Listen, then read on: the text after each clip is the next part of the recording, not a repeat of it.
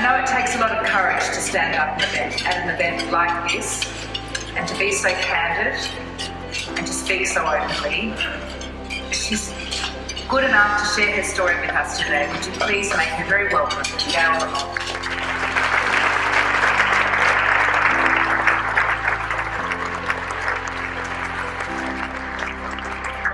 Good afternoon, distinguished guests, ladies and gentlemen, and my army of angels.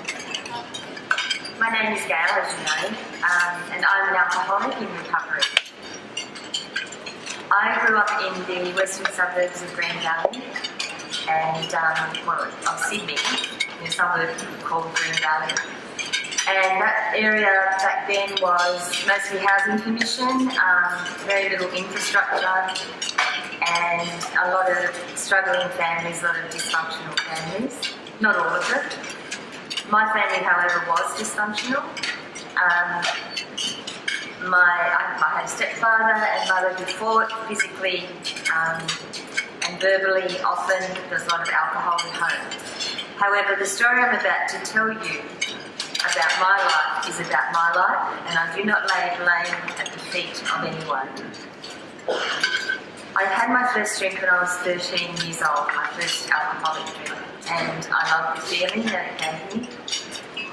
I didn't start drinking alcoholically from that age. It was when I was 16 and I started working for a bank in the city. I had my own money and I began binge drinking on the weekends. And as I got older, by the time I was 18, the weekends became longer, the sick leave became more frequent, and the excuses went on and on. However, I didn't lose my job. I went on to work at Custom Credit as a manager in their legal department, and my drinking became worse. I also, at that age, I was 21 and I got married, and we were married for 7 years, and I left that marriage because it was interfering with my drinking.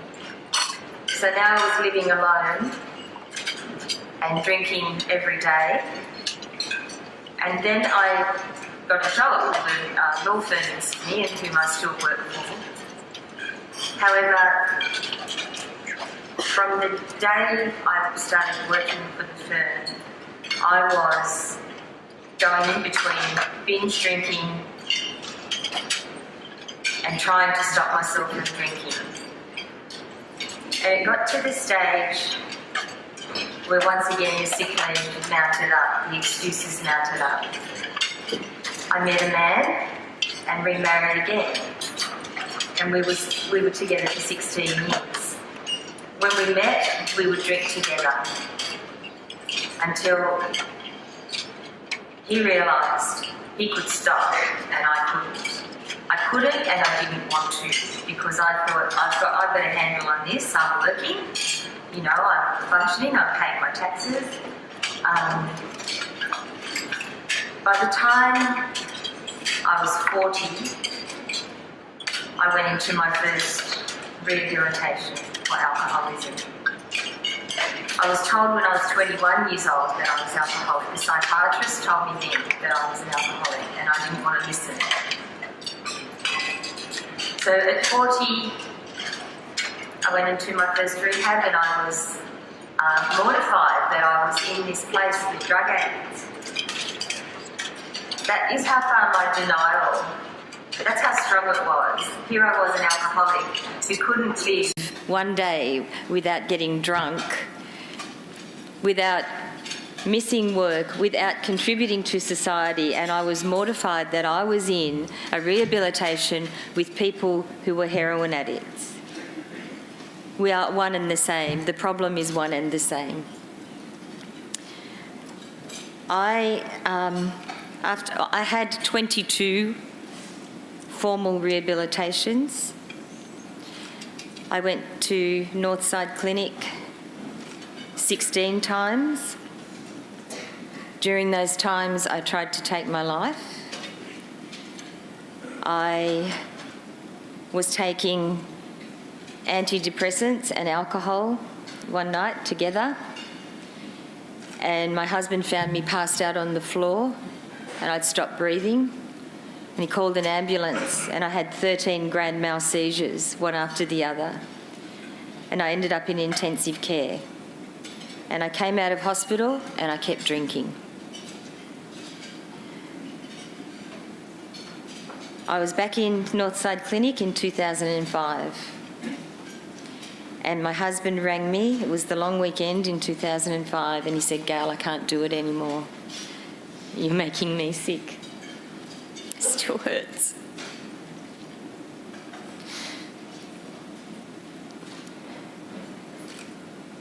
From there, I went into a 3-month rehabilitation and drank the day before I was meant to finish that.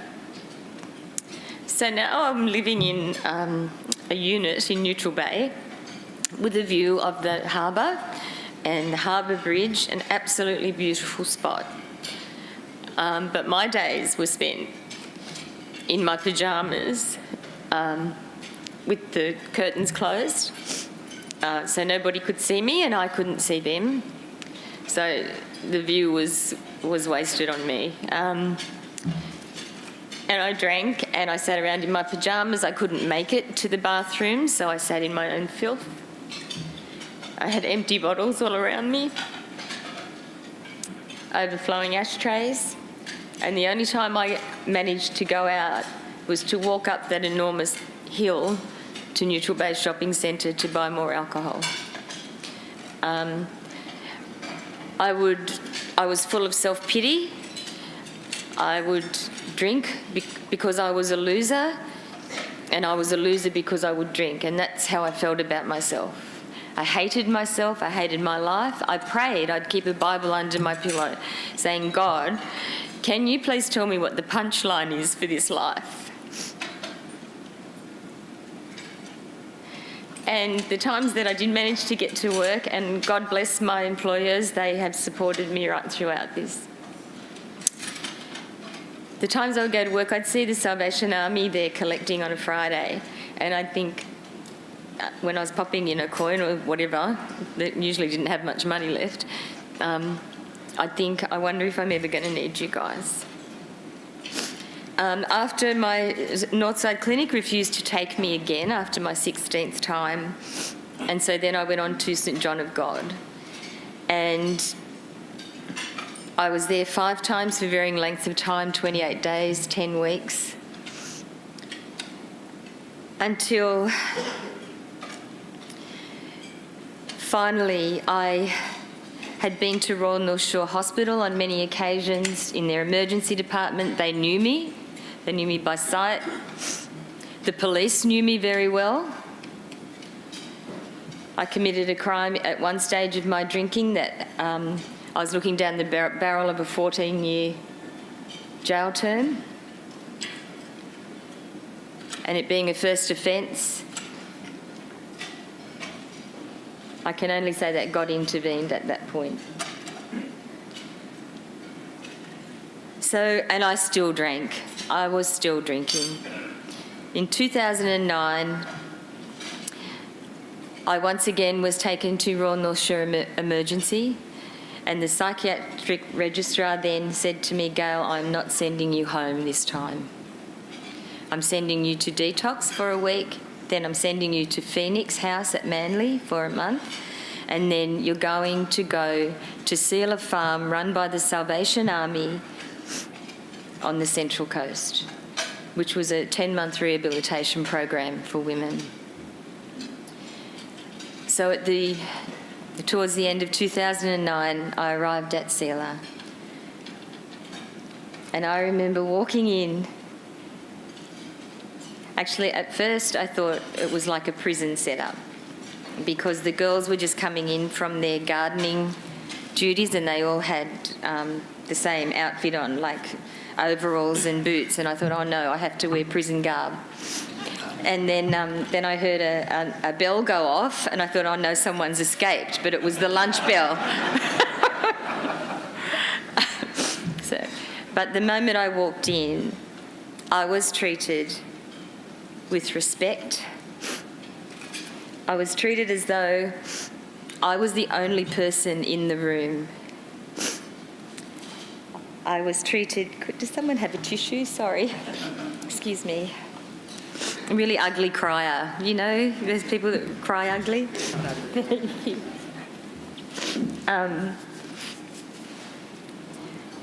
I wasn't judged. And I can say I was loved back to life. You know when you're talking to someone and their eyes glaze over and you know they've gone to another place, they're just not listening anymore. That never happened in 10 months with the Salvation Army. And the captain who was running the rehab, she was tough, but she was kind. And we were expected to work. In the private rehabs, we had a lot of time to sit around and smoke cigarettes and drink coffee and make friends with other people who were in the same boat as us. And when we left, after 21 days, 28 days, we went straight back to the same environment that we had just left. At Seala, there wasn't a private room and an ensuite. There was a dormitory with 4 girls to a room, 1 bathroom that was shared by all of us.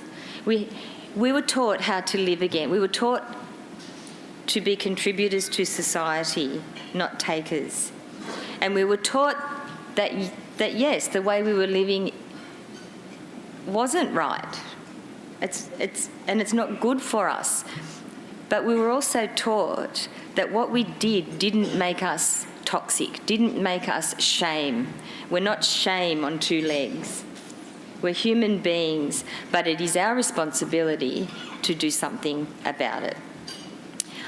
I know, though, that my stay with the Salvation Army cost a lot of money. I didn't have any money to pay for it. And so there are a lot of people out there like me today, and much worse than me. And I know society looks at that person laying in the gutter and says, I hope my child doesn't have to walk past that. Or I hope I don't get touched by that. The thing is we all inevitably do get touched by it because our economy is affected by it. It is worse now than then. Recently I heard there's a new drug out there, worse than methamphetamine, because it's cheaper to get. We're fighting a war here. And if we don't have the Salvation Army, if we don't have these people who are in the business of saving lives and showing mercy and showing compassion, but also teaching responsibility for your actions, if we don't have them, then we're in a very big hole. And that hole will just get deeper. I know this. I've been in rooms breaking bottles against the wall of my unit, trying to slash myself. It is a desperate and horrible and filthy place, and it is so lonely. It is so lonely. Because nobody wants to know you and you don't want to know anyone. So the Salvation Army treated my disease with the only way that it could be treated, physically, mentally, emotionally and spiritually. That big hole inside of us that we all feel at times, what feeds that big hole? For me, my God feeds that big hole that was inside of me. And for others it may be different. But at some stage, each and every one of us has that hole inside of us that just feels empty. And I was trying to fill my hole with alcohol. I'm 7 years and 7 months sober.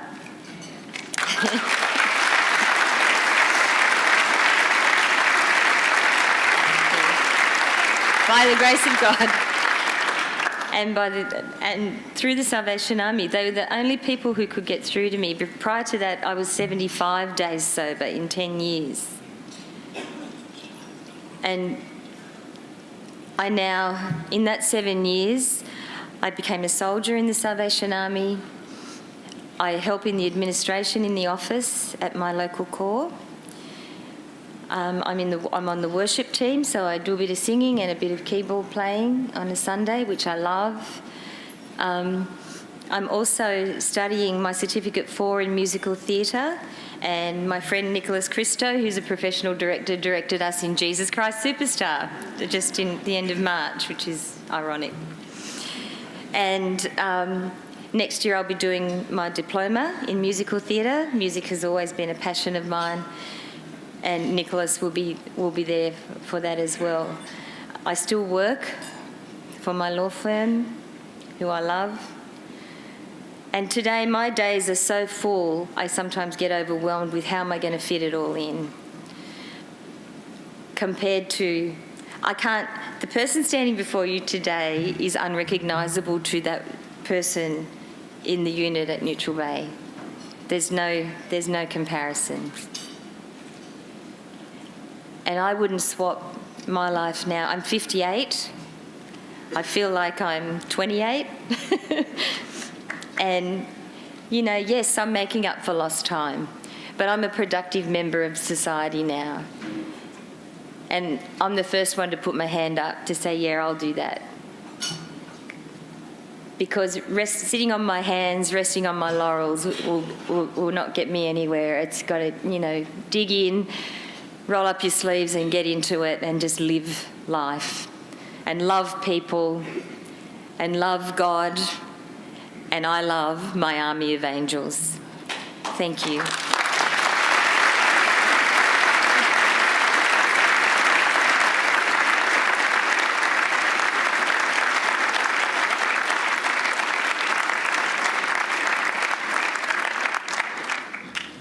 Is that not one of the most powerful and remarkable stories you have ever heard? You are wonderful, Gale. Absolutely wonderful. Thank you for sharing that with us. That is just beautiful. And your line about the salvos loving you back to life just says it all. Another round of applause for Gale.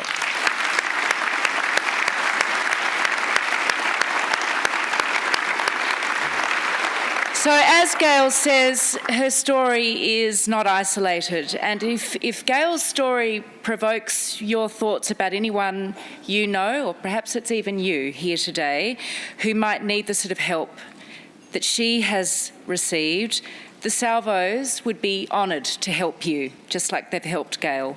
So please feel free and welcome to speak with any of the Salvation Army officers here today once lunch is finished, and they will help you. They will be discreet, but they will help you. They're here to support and they're not here to judge, as we've just heard. You can also, of course, visit the salvos.org.au, where you can find plenty of information, if you'd rather do it that way, about all the services that the Salvation Army provides. Now, through this lunch, you've heard of the need there is in our community. It's an ongoing need, it's an ever-increasing need, with people struggling with disadvantage, with addictions, with homelessness, with family violence. And you've also heard how the Salvation Army, with our help, can be there. This is now your opportunity to make donations that will make a difference in the lives of thousands of Australians, and of course with that transform communities right across this land.